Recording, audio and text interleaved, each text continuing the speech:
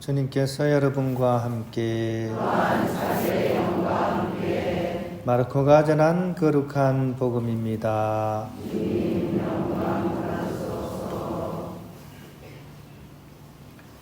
그때 예수님께서 제자들에게 말씀하셨다. 너희는 조심하고 깨어 지켜라. 그때가 언제 올지 너희가 모르기 때문이다. 그것은 먼 길을 떠나는 사람의 경우와 같다. 그는 집을 떠나면서 종들에게 권한을 주어 각자에게 할 일을 맡기고 문지기에게는 깨어 있으라고 분부한다. 그러니 깨어 있으라. 집주인이 언제 돌아올지 저녁일지 한밤중일지 닭이 울 때일지 새벽일지 너희가 모르기 때문이다. 주인이 갑자기 돌아와 너희가 잠자는 것을 보는 일이 없게 하여라. 내가 너희에게 하는 이 말은 모든 사람에게 하는 말이다. 깨어 있으라. 주님의 말씀입니다.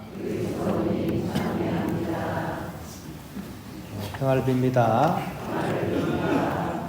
서품을 받은 지 얼마 안 되신 새 신부님들이 모여서 동기 모임을 이렇게 했습니다. 그러니까 이제 아직은 이제 청소년 담당인 신부님들이죠. 그래서 각자가 처음 했던 첫 본당에서의 그런 체험을 나누고 있었습니다. 한 신부님이 이렇게 얘기했습니다. 나는 아이들에게 좀 다가가기 위해서 최신 가요와 연예계 동향에 대해서 공부를 지금 열심히 하고 있다고 이렇게 얘기를 했습니다. 그러자 다른 신부님이 또 받아서 얘기를 했습니다. 나는 청소년들이 가장 좋아하는 게임을 좀 파고 있어. 애들이 게임을 워낙에 좋아하니까 이 게임을 어떻게 하면 이렇게 도입을 해가지고 아이들이 재미있게 할 수 있을까? 이렇게 연구를 하고 있다고 했습니다. 근데 꼭 이럴 때 쌍투스가 나타납니다. 쌍투스는 뭐냐 하면 거룩하다 이런 뜻이거든요. 그러니까 약간 비아냥하는 말이에요. 그러니까 혼자 거룩한 척하는 사람 이런 뜻입니다. 그래서 쌍투스 신부님이 딱 나타나가지고 이렇게 얘기했습니다. 얘들아, 너희들이 뉴진스나 이런 걸그룹 멤버들 이름은 다 알고 있지. 그런데 구약 성경에 나오는 소예언서 이름 여기서 다 얘기할 수 있는 사람이 있어? 이렇게 얘기를 했습니다. 이걸 보고 뭐라 그럽니까? 왕재수라 그러죠. 왕재수. 그죠? 그러니까 대화하는데 고춧가루를 막 뿌리는 이런 신부님입니다. 그죠? 근데 사실은 이 말씀이 맞는 말이기도 하다는 거죠. 주객을 혼동하지 말라 이런 얘기가 있습니다. 그죠? 주된 것과 지엽적인 것이 있는데 이거를 혼동하면 인생 전체가 이상해집니다. 그죠? 세상의 흐름에 깨어있는 자세가 어떻게 보면 굉장히 우리가 세상을 살아가는데 편리하기는 합니다. 그죠?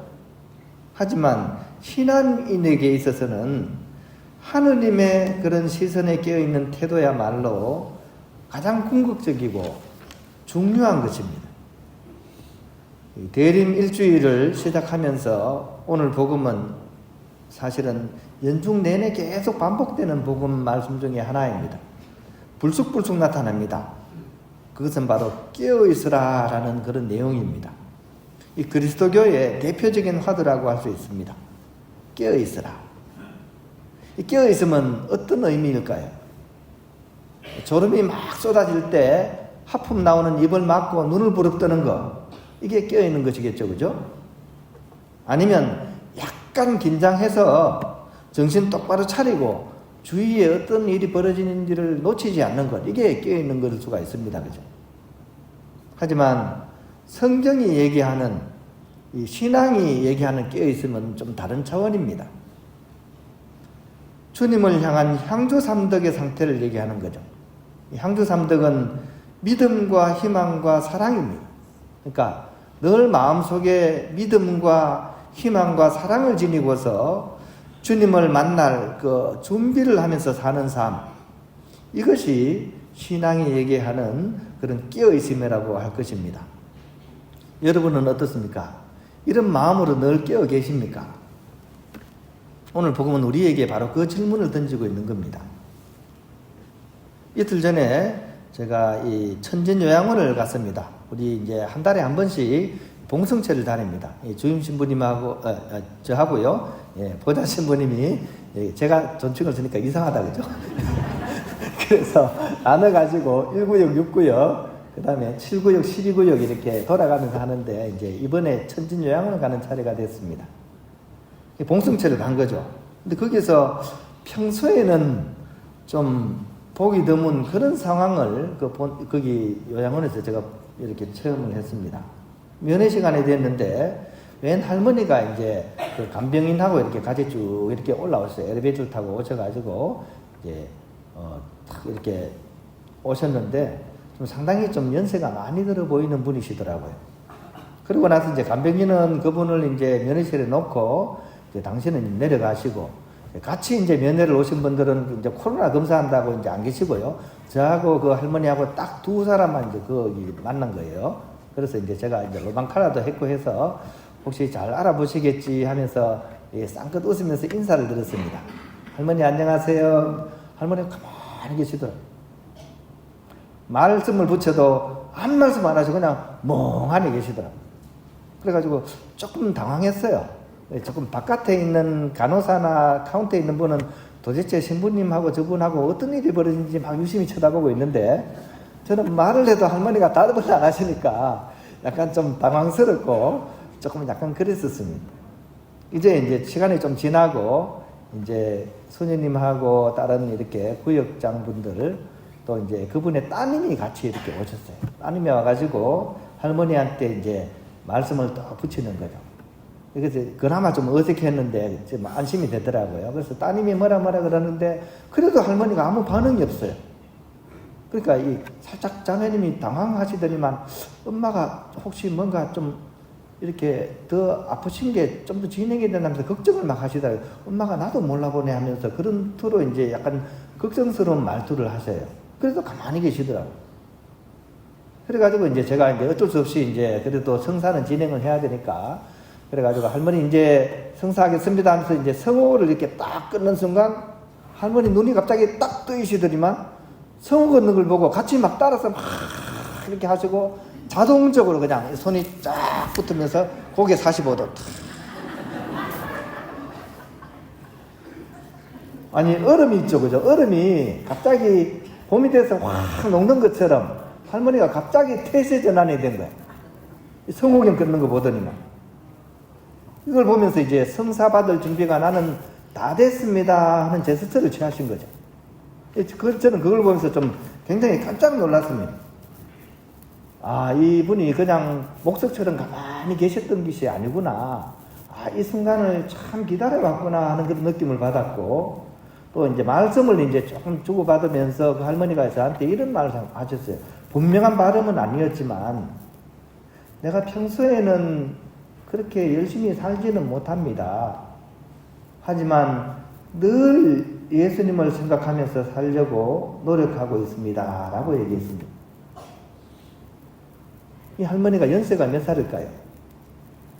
이 할머니가 연세가 104세시랍니다. 이걸 보면서 우리 흔히 하는 얘기 있잖아요. 그죠? 다른 것은 다 잊어도 절대로 하나는 못 잊는 게 있다 그러죠. 그죠? 치매 걸리신 분도 마찬가지래요. 다른 것은 다 잊어도 자기가 가장 사랑했던 사람 아니면 가장 중요했던 것은 반드시 기억을 한다 그래요. 이 104세 할머니는 바로 이것이 당신에게 있어서는 가장 소중한 것이었던 것이죠. 결코 잊어버리지 않으실 그것을 어르신은 갖고 계셨던 거죠. 그러고 나서 이제 할머니가 뭔가 좀 풀리시는 것 같아요. 이제는 이제 딸도 알아보고 이제 뭔가 이제 다른 게 이제 굴러가시더라고요. 그래서 사람의 그 마지막 모습을 보면 그 사람이 뭐를 가장 중요하게 마음에 담고 살아왔는지가 드러난다 그러잖아요. 이 할머니는 바로 신앙이야말로 당신 삶에 있어서 가장 중요한 것으로 여기면서 살아오셨던 것으로 저는 이렇게 느낄 수가 있었습니다. 그리고 물어보니까 젊을 때부터 사실 정말 충실하게 열심히 신앙생활을 해오신 분이라 그러시더라고요. 역시나입니다. 역시나. 바로 이런 것이 향주 삼덕 안에서 주님을 기다리는 깨어있는 자세이지 않을까라는 생각을 해보게 됩니다. 오늘 복음에 나오는 깨어있으면 바로 이런 경우를 두고 하는 얘기인 것 같습니다. 사실 이 할머니나 저희들이나 처지는 똑같습니다. 그죠? 그날과 그 시간은 아무도 알 수가 없어요. 그죠? 누가 장담할 수 있겠습니까? 제가 그 할머니보다 더 오래 산다고 장담할 수 있을까요? 아무도 그럴 수가 없습니다. 또한 우리가 의지하고 위로를 받는 모든 것들도 사실은 결론적으로 다 내려놓아야 될 시간은 분명히 우리에게 다가옵니다. 나이가 들면 무엇이 제일 중요해집니까? 건강이 제일 중요하죠. 그죠? 한번 아파보면 다 그런 얘기 합니다. 그죠? 무릎 막 아파가지고 걸음 못 걸어보면 세상에 건강만큼 소중한 게 없다고 생각합니다. 맞는 말입니다. 신뇌무물. 그죠? 맨 마지막에 신뇌무물 그러죠. 몸 외에는 다른 거는 중요한 게 없다는 얘기죠. 그죠? 맞습니다. 건강이 최고죠. 그래서 여기저기 좋다는 곳 다 찾아다닙니다. 보양식품도 꼭꼭 챙겨 먹고, 그죠? 그렇게 잘 관리를 해도, 그럼에도 불구하고 그것은 영원할 수가 없는 것이죠. 때가 되면 그것마저도 다 허물어지고 다 흘러내리게 됩니다. 그런 점에 있어서 신앙인인 우리가 마지막 순간까지 의지해야 할 것은 결국은 신앙이라는 것입니다. 오직 신앙, 이런 단어가 있죠. 그죠? 오직 신앙. 이게 신앙인에게는 정말 해당되는 말입니다. 마지막 순간에 가면 결국 우리는 신앙인의 자세로 돌아갈 수밖에 없습니다. 이게 제일 중요한 겁니다. 대림 시기는 바로 그런 점에 있어서 기다릴 대자, 임할 임자를 우리에게 제시하고 있습니다. 그러니까 임하실 주님을 기다리는 자세로서 이 시기를 보내야 된다는 거죠. 우리에게 임하시려는 그 주님을 깨어서 기다리는 시기가 대림시기라는 그런 말입니다. 이 시기를 맞아서 우리는 우리 신앙이 과연 어느 정도 선에서 어떻게 주님을 모시기 위해서 기다리고 있는지를 한번 성찰해 보면 좋겠습니다. 평소에 왜 당신은 나에게 이렇게 해주지 않습니까? 또 당신이 계시다면 어째서 내 인생은 이렇게 내 뜻대로 흘러가지 않습니까? 이렇게 우리가 기도를 하죠. 그죠? 솔직해서 좋습니다. 그죠? 하지만 이 대림 시기는 이런 마음을 내려놓고 오십시오 주 예수님을 기도하는 시기입니다. 우리가 당하는 그 모든 환난과 고통 가운데 주님께서 당신 친히 함께 내 십자가를 지고서 함께 걸어가 주시기 때문입니다. 그런 주님이 내 마음에 오시도록 준비하는 시기가 이 대림 시기라는 것입니다. 그런 우리에게 오늘 복음 속에 예수님께서는 참으로 짧고도 강렬한 말씀을 우리에게 들려주시면서 이 대림 시기를 준비하도록 촉구하고 있습니다. 이 주님의 말씀을 다시 마음에 새기면서 깨어서 이 대림 일주일 우리가 들어갈 수 있었으면 좋겠습니다. 그러니 깨어있으라. 집주인이 언제 돌아올지, 저녁일지, 한밤중일지, 닭이 울 때일지, 새벽일지 너희가 모르기 때문이다. 주인이 갑자기 돌아와 너희가 잠자는 것을 보는 일이 없게 하여라. 내가 너희에게 하는 이 말은 모든 사람에게 하는 말이다. 깨어있으라.